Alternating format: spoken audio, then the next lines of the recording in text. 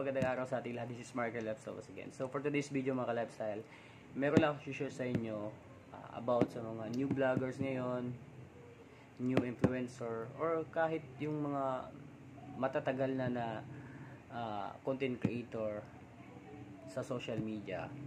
Meron lang ako napansin kasi konting kembot lang, konting hubad lang is ang lalaki na talaga ng views ng kanilang channel. So, real talk lang po talaga. Nangyayari po to. Kawawa po tayong mga small YouTuber, small content creator na ang hirap umangat kasi nasasapawa po tayo ng ganitong klaseng mga sexual content. Kumbaga, inisip ba nila yung ginagawa nila? So, sana mabigyan to ng pansin ng lahat ng social media platform yung ganitong klaseng mga content, kasi kawawa yung mga small YouTuber, small content creator na very informative, very useful yung mga content na ginagawa na nasasapawan na ng ganitong kabastusang mga content. So the very good example here is Tony Fowler, di ba? Kung mapapansin nyo yung mga ibang videos niya is naghuhubad na talaga. Pero, kumbaga, hindi to pinapansin ng mga social media platform. Especially ng YouTube. So, dapat yung ganitong klaseng mga content is against na sa nagbabiolate na sa kanilang rules. So, dapat hindi na ina-upload, automatic na dinidelete ni YouTube. Pero, ewan ko kung bakit. Not only in YouTube, but also in Facebook, di ba? Kung napapansin nyo. So, maraming gumagaya sa kanya, actually. Marami talagang gumagaya.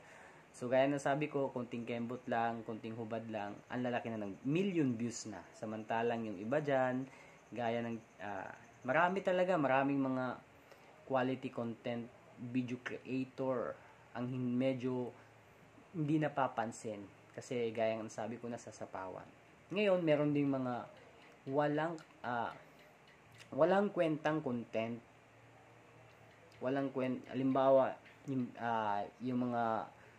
mga prank na hindi na kaaya-aya, like itong Tokomi Brothers.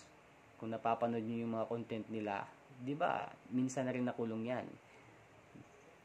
So ewan ko kung ano na nangyayari sa ating bansa, but not only here in our country, but entire world talaga. Mahirap man tanggapin, ito talaga yung nangyayari sa atin.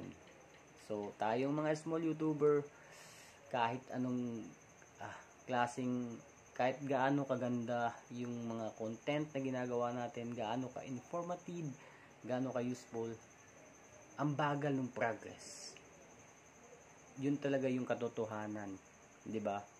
So alam ko hindi lang ako yung nakakapansin, marami tayo. Pero anyways, kailangan pa rin nating igapang yung channel natin. Kailangan pa rin nating ipaglaban yung content natin. Kasi alam ko somehow darating din yung time na aangat yung channel natin. So let's tiwala lang sa ating content, tiwala lang sa ating sarili, as long as nakakatulong tayo ng malaki sa ating viewers, di ba? So, yun lang yung sinashare ko sa inyo. Medyo nakakadismaya lang talaga na ang hirap